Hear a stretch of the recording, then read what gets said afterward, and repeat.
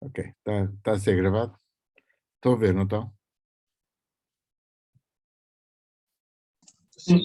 Ok, então vamos começar então a aula propriamente dita e a matéria que vamos dar é a última regra, a última forma de inferência que nós vamos utilizar, eh, que é válida, ok? Por conseguinte, todas as deduções que fizermos usando a indução matemática todas as conclusões que tiramos são conclusões válidas, logicamente. Bom, vocês já deram, enfim, já usaram algumas vezes, provavelmente na matemática, provavelmente não de certeza na matemática, mas vamos vê-la com algum detalhe, nomeadamente o que é que são deduções, definições indutivas. Vamos ver uma ou duas demonstrações por indução, com exemplos, ok? Por isso, a ideia é que, quer no sistema de dedução natural, quer no sistema de resolução, é possível demonstrar fórmulas com a forma qualquer que seja x, se x pertencer a um conjunto, então tem uma determinada propriedade, ok? Por conseguinte, estas fórmulas são interpretadas como classificando todos os elementos de um conjunto S com a propriedade P, ok? Bom, no entanto, há situações e intuitivamente podemos sempre considerar que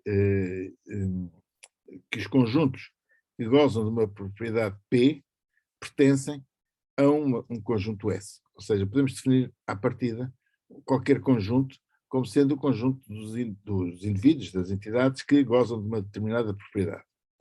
Bom, isso à partida é um pouco mais complicado que isso, nomeadamente é difícil definir o conjunto dos conjuntos que se contêm a si próprios. Enfim, essa foi a motivação para aquele axioma do barbeiro que barbeia todas as pessoas que não se barbeiam a si próprios, porque há ali uma autorreferência, e por conseguinte há alguns problemas com esta definição de conjuntos, mas de qualquer maneira, se conseguirmos definir um conjunto de indivíduos que têm uma determinada propriedade, se nós conseguimos definir este conjunto de uma forma indutiva, ok?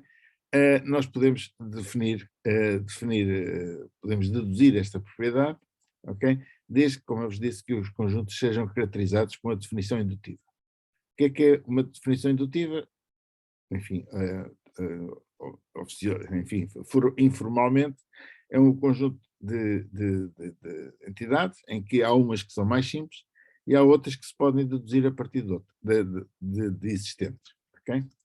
E por isso, de elementos mais simples. Por isso, formalmente, esta definição indutiva de um conjunto tem três componentes. A primeira é a cláusula de base, ou seja, quais são os elementos mais simples deste conjunto, ok? Depois, a definição, a cláusula indutiva propriamente dita, ou uma ou mais, que corresponde a dizer como é que, a partir de elementos mais simples, conseguem obter elementos mais seguintes, ou mais complexos, digamos seguintes. Finalmente, uma cláusula de desfecho, ou de exaustão, que diz que estes são os únicos elementos deste conjunto. Okay? Não há mais elementos do que aqueles que são os mais simples e dos que se obtêm a partir de elementos anteriores. Okay? Bom, vocês já conhecem um conjunto deste tipo, que é o conjunto dos inteiros, ok? Mas vamos ver aqui mais dois conjuntos, só para terem a noção que esta definição e esta formalização do que é que vai ser a indução matemática é mais geral do que apenas nos inteiros. Em particular, vamos ver conjuntos de expressões com operadores binários, ou se quiserem expressões que vocês conhecem, expressões aritméticas, frações contínuas, okay? Esta provavelmente não conhecerão, e os números naturais, que são aqueles que saltam imediatamente à vista como tendo uma definição indutiva. Ok, vamos começar pelos menos usuais. O que é que são expressões binárias? Ou como é que nós podemos definir expressões binárias? Bom, é um subconjunto, se quiserem, aliás, são diferentes das expressões que vocês conhecem, que são expressões aritméticas, mas só para ver que há outras possibilidades. Nomeadamente, são um tipo especial de expressões sem parentes, ok? Constituídas apenas pelos números naturais e pelos operadores binários de soma, subtração, produto e divisão. Por conseguinte, elas sem parentes não são muito úteis em álgebra, provavelmente nós temos que ter uma definição da prioridade das várias operações, e se essa prioridade não for feita, a situação é mais complicada. Okay? De qualquer maneira, vamos ver aqui alguns exemplos. Esta expressão que aqui está, 23 mais 4 vezes 5 a dividir por 66, é uma expressão binária porque é composta por números e separados por operadores. Já esta, por exemplo, não pertence às expressões binárias porque tem aqui um operador unário que não está definido, que não está contemplado na definição de expressões binárias. Por outro lado, esta também não é porque tem dois operadores seguidos, um a seguir ao outro. E também não está definido, não está previsto, digamos, na definição. Por conseguinte, aqui alguns exemplos e já iremos ver como é que as definiremos. Mas, pelo menos, é este tipo de expressões que nós estamos a considerar como expressões binárias. Concretamente, como é que nós definimos então uma expressão binária? Bom, a cláusula mais simples diz que qualquer número natural é uma fórmula binária. Okay? Podemos admitir que não há números fracionários ou irracionais. Por isso, qualquer número natural é uma fórmula binária. Cláusula de indução. Bom, dados 2, por isso qualquer que seja o número, é uma cláusula binária, se quiserem, na notação que nós conhecemos. As cláusulas de indução dizem que se nós tivermos dois números binários, ok? Duas fórmulas binárias, a sua soma, ok? A sua subtração, a sua multiplicação e a sua divisão continuam a ser fórmulas binárias. Okay? Dadas duas formas binárias simples, ou mais simples, nós obtemos uma forma mais complexa, somando-as, subtraindo-as, multiplicando-as ou dividindo-as. Ok? E por isso a cláusula de indução diz basicamente que a soma, subtração, multiplicação e divisão de expressões binárias também são expressões binárias. A cláusula de exaustão é igual para todas, a dizer que não há mais. Okay? Além das expressões binárias que são obtidas por estas regras, não há mais expressões binárias. Okay? Bom, outro exemplo, frações contínuas. Essa vocês não devem conhecer. É uma representação de números fracionários que já vem desde os antigos egípcios, dos faraós. Okay? Depois não tem grande sucesso porque não são muito úteis particularmente, mas é uma forma interessante de representar números frações. Frações com dízimo infinita. Concretamente, como é que nós definimos? Da seguinte maneira, uma fração contínua ou é zero, ou então tem a forma de 1 sobre 1 sobre 1 mais 1 sobre um número inteiro mais 1 sobre um número inteiro mais, ou seja, 1 sobre um número inteiro mais uma fração contínua. Okay? O que está aqui a seguir é exatamente igual ao que vinha anterior. Por isso, na definição, enfim, um número, qualquer número pode ser, qualquer fração contínua pode ser representada por esta sequência de números, e 1, e 2, e 3, até n. Isto pode ser infinito. Por exemplo, se vocês fizerem as contas, 1/3 é 0 mais 3, ou seja, é 1 sobre 1 sobre 1 mais 2, okay. Aliás, 1 sobre 3 mais 0, 0 é uma fração contínua, é 3 mais 0, raiz de 2 é 1 sobre, aqui esta é mais interessante, é 1 sobre 2, 2, 2, 2, 2, é sempre 2, está a raiz de 2. O número é, por isso a base dos logaritmos imperianos, é 1 sobre, aliás, 2, e o vírgula é 1, 2, 1, 1, 4, 1, 1, 6, 1, 1, 8. Isto tem esta regularidade interessante que vocês, se calhar, nunca tinham imaginado. Ok? De qualquer maneira, isto é infinito, por isso o número para ser não pode ser representado de uma forma finita, porque a série é infinita, tal como raiz de 2. Não é? Por isso, os números irracionais têm séries infinitas. Ok? Já agora podemos verificar, por exemplo, que o número irracional raiz de 2 é dada por que este número é dada por aquela fração, porque se fizermos aproximações sucessivas, ok? Se fizermos 1 sobre 1 mais 2 mais 0, dá 1 meio. Ok? Se fizermos 1 mais 2, 2, dá 1,4. Se fizermos o 1, está sempre aqui, não é?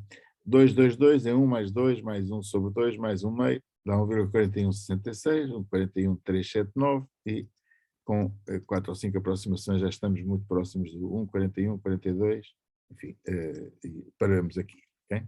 Mas podemos fazer isto indefinidamente, em vez de pormos uma fração, pomos aqui um zero e paramos o desenvolvimento desta fração contínua, tornando-a finita e aproximando sucessivamente do número raiz 2, do valor exato do número irracional raiz de 2. Finalmente, ok, como é que nós a definimos então? Formalmente uma fração contínua ou é zero, okay? É a cláusula mais simples possível, ou então dizemos o seguinte: se nós tivermos uma fração contínua, somando-a a um inteiro e fazendo 1 sobre isso, tornando isso o denominador, obtemos uma nova função contínua. Se tivermos uma função contínua e um inteiro, então nós obtemos uma nova fração contínua desta forma. Por isso, se f é uma fração contínua e n é um número natural, enfim, o zero também poderá ser considerado, mas é um número inteiro, então a fração 1 sobre 1 mais nf é uma fração contínua. E a cláusula de exaustão, como as anteriores, não há mais frações contínuas. Bom, números inteiros vocês já conhecem, os números inteiros são indutivamente definidos, dizendo que existe um número base, que é o 0 ou 1, enfim, depende agora se são os números naturais ou os números inteiros, e dizemos que qualquer que seja o número, se somarmos 1, continuamos a ter um número inteiro, ou um número natural. Ok? E não há mais. Ok? São estas as únicas formas de definir o número inteiro, e por isso vamos obtendo o 0, 1, 2, 3, 4, etc.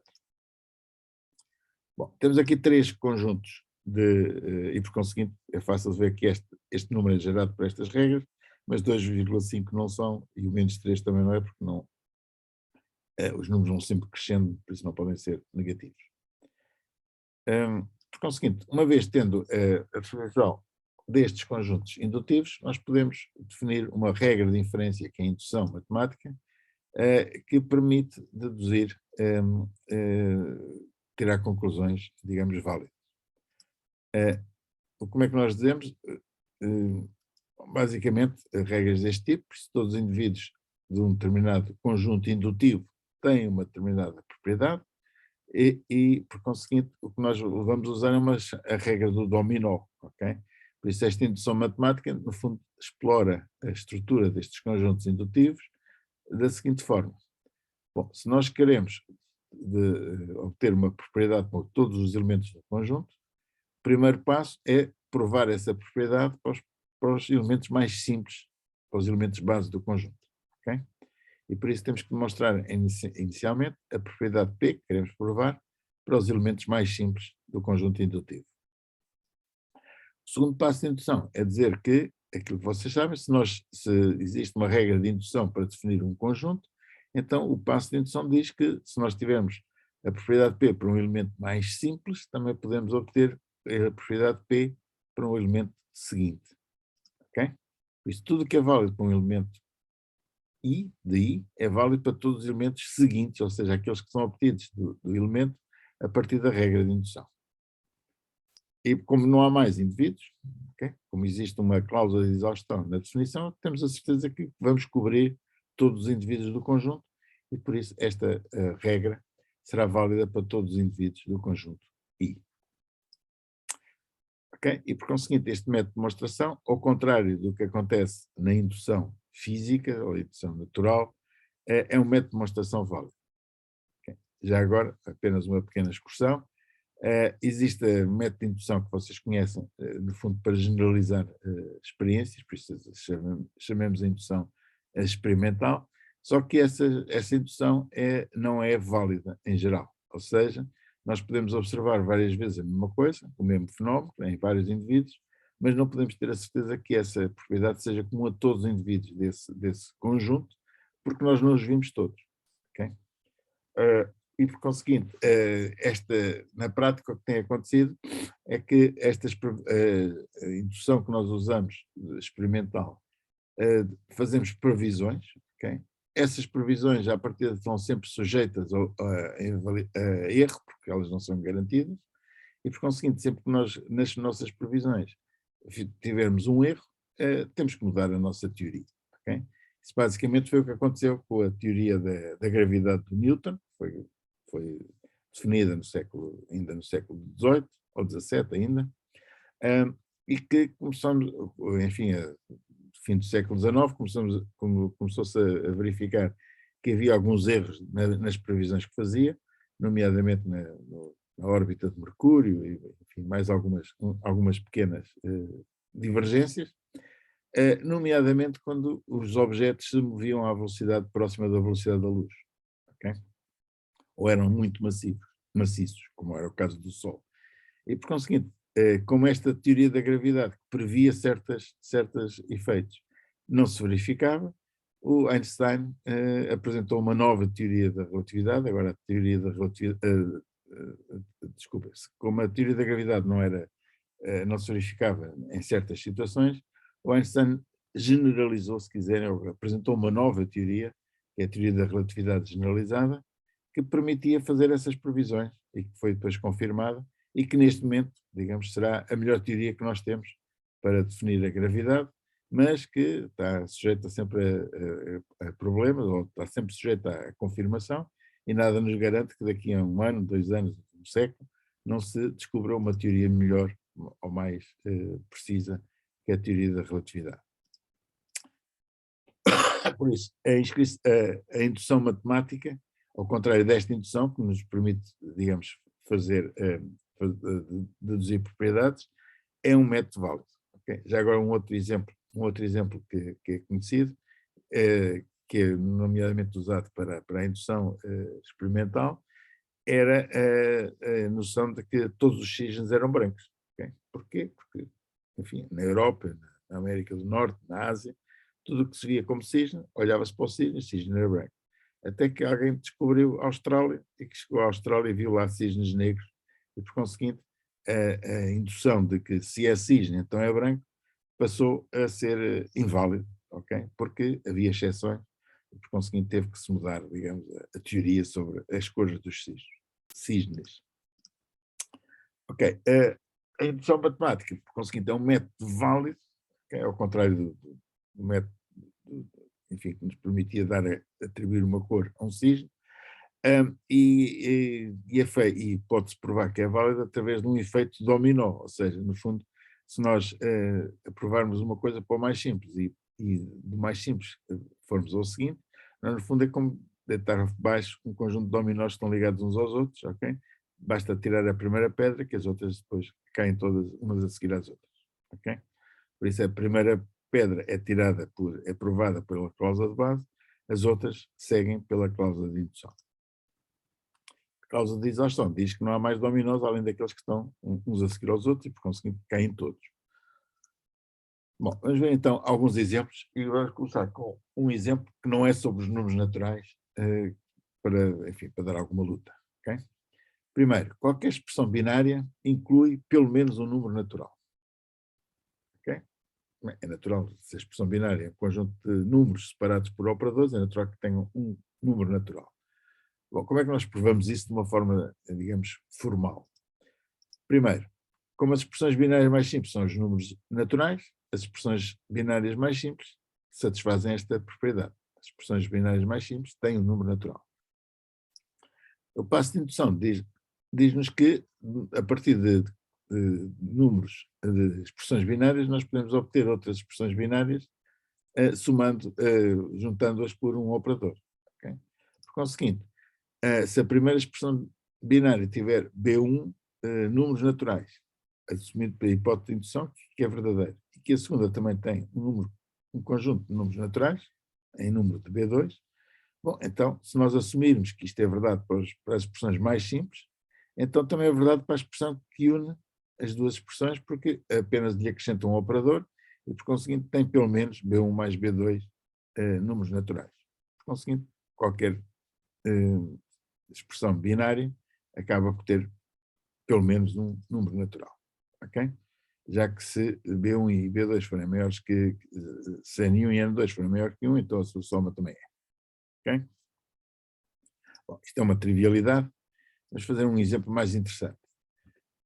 vocês olham para aquelas frações contínuas e podem ficar na dúvida se, bom, será que a fração contínua tem um valor de facto de fração entre 0 e 1? Okay?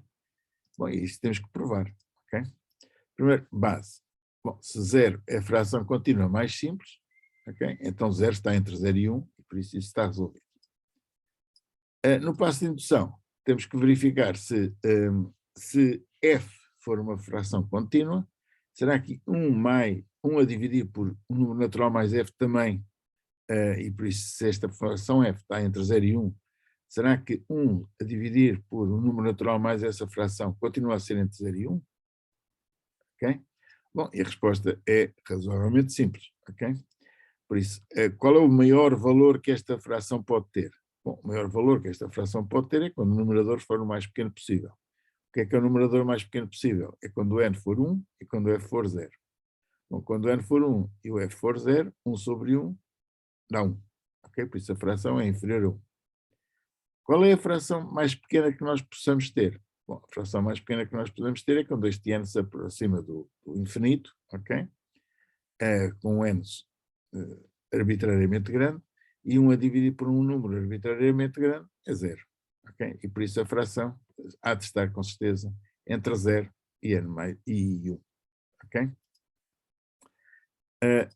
E por conseguinte esta propriedade de qualquer fração contínua está entre 0 e 1 é verificada para qualquer fração contínua definida daquela maneira. Porque é verdadeira para a fração mais simples, que é o 0, e também é verdade que se esta fração estiver entre 0 e 1, 1 a dividir por um número natural mais essa fração contínua também há de estar entre 0 e 1. Ok? Isto é claro ou não? Parar aqui um bocado a ver se tem alguma dúvida sobre isto. Bom, não tendo, vamos seguindo. Vamos provar vamos verificar uma situação que às vezes acontece, que é quando nós queremos provar uma fórmula por indução, se calhar não conseguimos prová-la diretamente e temos que obter uma propriedade mais forte antes de conseguir provar a propriedade mais fraca, que era aquela que no fundo nós estamos interessados em demonstrar. Ok? Por isso isto é o chamado paradoxo da indução, não é paradoxo no sentido que não é nada de complicado, mas é só que para provar uma coisa simples temos que provar uma coisa mais complicada antes. Ok? E isso pode-se, por exemplo, provar nesta seguinte propriedade: nenhuma expressão binária inclui 2 operadores consecutivos. Ok? Tínhamos visto que isto é um caso que não está previsto. Ok? Como é que nós provamos isto? Bom, a indução não nos vale muito. Porquê? Porque se nós garantirmos que duas expressões binárias não começam nem, não incluem 2 operadores consecutivos, nós não podemos dizer nada sobre a sua junção com um operador. Okay? Porquê? Bom, porque nós não temos a certeza que o B1 não termine num operador, nem temos a certeza que o B2 não comece por um operador. Nesse caso, nós teríamos 2 operadores consecutivos.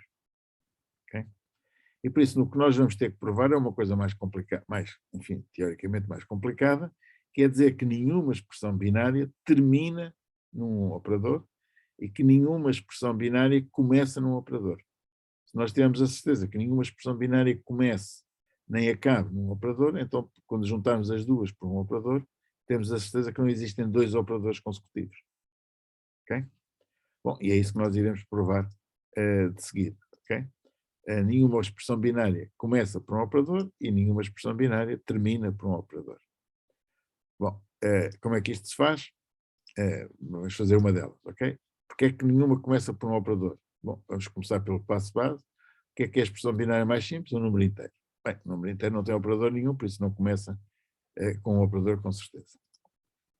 Por outro lado, se duas expressões binárias não começarem por um operador, okay, a sua junção com um operador também não começa, porque a junção destas duas expressões começa como começa a expressão B1. E se B1 não começar por um operador, B1 mais B2 ou B1 menos B2 também não começa por um operador e, por conseguinte, temos a certeza, podemos garantir, que nenhuma expressão binária começa por um operador e, da mesma maneira, nenhuma expressão binária termina por um operador e, por isso, a junção de duas expressões binárias não tem dois operadores consecutivos. Ok? Cá está, nós vamos provar uma coisa se calhar mais forte, que é não começa nem acaba, para obter uma coisa mais fraca, quer dizer que nenhuma expressão tem dois operadores consecutivos. Ok? Ok, conseguinte isto fica definido, por isso vou saltar isto, é mais ou menos óbvio. Ok? Bom, mas então a passar para os números inteiros, não é? Que normalmente é onde nós usamos a indução matemática, e vamos ver alguns conjuntos, alguns exemplos em que nos serve para permitir definir propriedades genéricas. Okay? O que é interessante aqui é que nós, reparem que neste método de indução, nós temos que saber o que é que queremos demonstrar. Ou seja, nós à partida, a nossa propriedade tem que ser de alguma forma adivinhada ou intuída para nós eventualmente depois podermos prová-la por indução. Okay? E por isso, como é que nós fazemos isso? Bom, eventualmente, vamos ver aqui um exemplo, ok? Em como este sistema funciona. Supomos que nós temos um quadrado de lado 1, ok? Então, o quadrado de lado 1 tem uma área de 1, ok? Se nós acrescentarmos os três quadradinhos, ou seja, 1 mais 3, ficamos com um quadrado de lado 2. Bom, se nós agora acrescentarmos 5 quadradinhos, okay, ficamos com um quadrado de lado 3. Mais 4 quadradinhos, ficamos com um quadrado de lado 4. Bom, e aqui, nesta altura, se eu não quiser prosseguir este processo até ao infinito, o que é que eu verifico? Verifico, vou obtendo quadrados, ok? E esses quadrados são a soma de números ímpares. E, por conseguinte, a minha intuição diz-me que a soma de números ímpares sucessivos é um quadrado. Mais até, a soma dos primeiros 4 números ímpares é um quadrado de lado 4. Tal como 3 também é um quadrado de lado 3, e agora posso intuir que, se for 5, o conjunto dos 5 primeiros, a soma dos primeiros 5 números ímpares dá um quadrado de lado 5, etc. Okay? E por isso, olho para aqui e tenho a intuição, um pouco como faço na indução física, ok? Que isto parece que está a bater certo, e por isso eu vou dizer que a soma dos primeiros n números ímpares é igual à área de um quadrado de lado de n, é igual a n ao quadrado. Só que, ao contrário da indução física, na indução matemática isto não serve, ok? A intuição não serve, por isso eu tenho que provar de facto que este resultado é válido para todo o n. Porque pode ser verificado para os primeiros 4, 5, 6, 7, mas pode não ser verificado para o milésimo, 30º, 44º, ok? E por isso eu tenho que provar isto para todos, ok? E por conseguinte, como isto é um número infinito, não vou provar isto por indução nos números naturais, ok? E por isso, se eu quero provar esta, tenho que provar para o primeiro número natural, ok? Ou seja, quero provar no fundo uma expressão aritmética que diz que a somatória de 1 até n dos primeiros números ímpares é igual a n ao quadrado, em que o n igual a 1 dá 1, o i igual a 1 dá 1, o i igual a 2 dá 3, etc. Não é? Estão habituados a estas expressões de somatória. Bom, como é que nós provamos isto? Vamos provar primeiro para um número mais simples, que é o número 1. Okay? n igual a 1, isto dá 2 menos 1, dá 1, e é exatamente igual a 1 ao quadrado. Por isso, está provado para o passo base. Para o passo de indução, o que nós queremos provar é o seguinte: se isto for verdade para n ao quadrado, também é verdade para n mais 1. Se isto é verdade para n, também é verdade para o número seguinte, ok? E por conseguinte, o que nós queremos provar é que se for verdade para um número n, também há de ser verdade para o número n mais 1. Ok? E por conseguinte, é isso que vamos provar. Okay? Este sexto passo de indução, se isto é verdade para n, também é verdade para n mais 1. Bom, como é que nós provamos isto? Vamos verificar quanto é que vale este somatório. N até n mais 1 ao quadrado, que é 1, mais 3, mais 5, mais 2n menos 1, mais, por isso no fundo é o somatório até n, mais este último termo que representa o n mais 1, que não aparecia neste somatório. Okay? Bom, mas este somatório que é que está, até n, nós, por hipótese de indução, nós sabemos que ele vale n ao quadrado. E, por conseguinte, podemos dizer que este somatório é igual a n, ao somatório até n, não é? Mais 2n, 2n mais 2 menos 1 dá 2n mais 1. Bom, e se este somatório inicial, por indução, por hipótese de indução, vale n ao quadrado, então o somatório do lado direito vale n ao quadrado mais 2n mais 1. Bom, e nós sabemos pelo binómio de Newton que isto corresponde a n mais 1 ao quadrado, tal como queríamos demonstrar. Ok? E por isso, demonstramos por indução, não apenas para aqueles 3 ou 4 números que nós testámos, digamos, a olho, mas fica demonstrado para todo o número n, qualquer que ele seja, porque o número n, por isso o conjunto dos números naturais, é definido por indução, e por isso, provando para o mais simples, e provando que de um número se obtém o resultado para o número seguinte, então esta propriedade é válida para todos os números inteiros. Ok? Um outro exemplo. Como é que nós obtemos a soma de uma progressão geométrica? 1 mais r ao quadrado, mais r ao cubo, mais r elevado a n menos 1. Sabem qual é o resultado?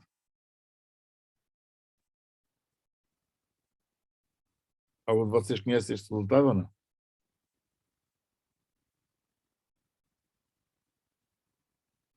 Acho que não, professor. Não? Então vão conhecer, ok? Que é o seguinte, como é que nós vamos fazer assim como é que vamos intuir qual é o resultado? Bom, vamos multiplicar este S por R, ok? Ok? Vamos obter R vezes S, que será R mais R ao quadrado, mais R ao cubo, mais R, aqui, neste caso, que vai até N, em vez de ser apenas até N mais, menos 1, ok? Por isso, o conjunto dos primeiros N elementos é 1 mais R ao quadrado, mais, este é o R mais em 0, não é? R elevado a 0. Bom, mas se multiplicamos por R, temos isto. Bom, o que é que isto está a pedir? Está a pedir que subtraímos um pelo outro. Se subtraímos um pelo outro, o R corta com o R ao quadrado corta com o R ao quadrado, o R ao cubo corta com o R ao cubo. O que é que sobra? Sobra este 1 e sobra este Rn. Ok? E por isso, se nós pegarmos neste e subtrairmos por aquele, ok? O que vamos obter é R, por isso, este número menos este vai dar este R, não, este R corta com este, por isso vai ser o Rn que fica e 1 que também fica. Todos os outros são cortados uns com os outros. Bom, isto nós fazemos, ficamos todos satisfeitos, pomos o S em evidência e obtemos que a soma dos primeiros N números de uma expressão geométrica, de uma progressão geométrica começada em 1, é dada por esta expressão. Rn menos 1 sobre R menos 1. Obviamente o R tem que ser diferente de 1, a razão tem que ser diferente de 1, senão isto dava infinito, dava indeterminado e esta soma dava infinita. Por isso o R tem que ser inferior a 1, senão esta soma dá infinita. Por isso acho que não cheguei a dizer, mas o R tem que ser inferior, aliás, desculpem, o R não tem que ser inferior a 1 se a expressão for finita. Se a expressão for infinita, se o N for infinito, é que teremos que garantir que a razão é inferior a 1. Mas como nós estamos a dizer que só queremos os primeiros N números, tudo bem. Okay? Os primeiros N é um número finito de números. E por conseguinte, olhamos para aqui e dizemos, ok, ótimo, descobri isto. Mas será que este método é um método, digamos, ortodoxo de fazer as coisas? Bom, isto dá para perceber o que é que nós estamos à procura. Mas esta história de cortar este com este, este com este, este com este, até um infinito, ou até um número muito grande, não é assim um método muito ortodoxo de fazer demonstrações. E por isso vamos fazer esta demonstração por método de indução. Ou seja, nós sabemos o que é o número naturais, por isso basta definir que esta expressão é válida para todos os números naturais, qualquer que seja o R. Não é? Então vamos fazer. Será que isto é válido para o primeiro número natural? Para o zero, neste caso? Bom, porque se nós tivermos n igual a zero, por isso o número inicial, o que nós obtemos é que, aliás, vamos começar por n igual a 1, okay? Por isso para os números naturais vamos começá-los por 1. Para o primeiro número, que é n igual a 1, nós temos r menos 1 sobre r menos 1, e por conseguinte isto é 1, tal e qual como nós estávamos a prever. Okay? A soma do número 1, do número para n igual a 1, a soma é r elevado a 0, e por conseguinte será 1. Para outros números, ok? Para outros números, ok? Nós temos que dizer o seguinte: se isto for válido para n, também há de ser válido para n mais 1. Ou seja, a soma dos n mais 1 termos de uma série geométrica, ok? É dada por este número. É só substituir o n por n mais 1. Bom, será que isto é verdade? Vamos ver. A soma dos primeiros n termos é a soma dos primeiros n menos 1 termos mais r elevado a n. Ok? Bom, mas por hipótese de indução, este número que aqui está é a soma dos primeiros n termos. Okay? E a soma dos primeiros n termos, por hipótese de indução, é este valor. Rn menos 1 sobre r menos 1. Se nós somarmos Rn, bom, o que nós temos é Rn menos 1 mais Rn mais 1 menos Rn. Okay? Fazendo a soma e pondo aqui o mesmo denominador. Bom, cortando o Rn com o Rn, ficamos aquele resultado que queríamos, que era o Rn mais 1 menos 1 sobre R menos 1. E provamos aquilo que, pelos vistos, vocês ainda não sabiam, que é a soma de uma série geométrica, de uma progressão geométrica com razão R, e começada em 1, é dada por este número. Ok? E pronto, não há assim muito mais a dizer na aula de hoje. Okay? Vimos o que é o que é a definição indutiva de um conjunto, e que se nós conseguimos fazer um conjunto com uma indução, definir um conjunto com uma definição indutiva, nós podemos obter propriedades desse conjunto através da indução matemática, que permite, ou que exige que nós demonstremos que a propriedade que queremos atribuir a todos os elementos do conjunto é atribuível ao primeiro elemento do conjunto, ou aos mais simples elementos do conjunto, e que se tivermos essa propriedade para os mais simples, nós dos mais simples conseguimos obter a mesma propriedade para os mais complexos. Okay? Bom, mostrei-vos aqui alguns exemplos com a história das expressões binárias, e estes dois exemplos que são clássicos para os números naturais existem. Se vocês forem ver a Wikipédia, tem N exemplos de propriedades que são obtidas e que são demonstradas por indução. Ok? Não tenho muito mais a dizer. Não sei se tem alguma dúvida sobre a matéria, sobre isto.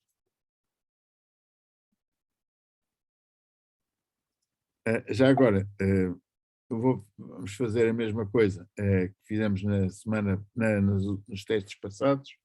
Por isso eu vou dar uma aula de dúvidas na segunda-feira, não é? Às 6 da tarde. Eu vou-vos mandar isso pelo clipe. Se alguém tiver dúvidas em relação ao teste de terça-feira, por isso eu vou fazer essa aula de dúvidas na segunda-feira às 6 da tarde. Professor, nós vamos receber o segundo teste antes do terceiro? Como? Vamos receber o segundo teste antes do terceiro? As notas, sim. Sim. Estou à espera que a professora Susana me dê as notas hoje. Hein? Ok. Durante o fim de semana devem ser as notas, ok? Tá. Já agora também fico, se quiserem ver enfim, ver o teste, fazer a correção do teste, é com a professora Susana Nascimento, ok? Ela que está a ver o segundo teste, tá bom? Depois falam com ela. Eu vou dar instruções depois no clipe, quando disser que as notas já saíram. Bom? Setor, é só mais uma pergunta sobre o teste. Foi aquele aluno que lhe mandou o teste sobre não poder realizar o teste online, presencial? Já respondi. Sim, depois na altura o setor manda Duarte Cruz. Já lhe respondi ou não? Não recebeu a resposta? Recebi a resposta, só que a parte do e-mail não fiquei a perceber muito bem como é que vai ser Na feito segunda-feira depois. dou-lhe as instruções mais concretas, ok? Ok, obrigado. Mas terá que ter o Zoom ligado. Uhum. Enfim, mas basicamente é isso. Tá bom? Ok, obrigado. Ok, bom, se não há mais, ficamos por aqui, ok? Ficamos por aqui. Desejo bom fim de semana, há uns que eu ainda vou ver daqui a bocado. Desejo bom fim de semana e bom teste e bom Natal, ok? Se quiserem, na segunda-feira ainda nos encontramos para tirar dúvidas. Okay? Sempre por Zoom, ainda acho que nunca vi nenhum de vocês ainda presencialmente, mas, enfim, pelo menos nas aulas práticas vocês fizeram, ok? Bom, até bom Natal e bom teste. Ok? E bom fim de semana. Até, professor. Obrigado. Obrigada, professor.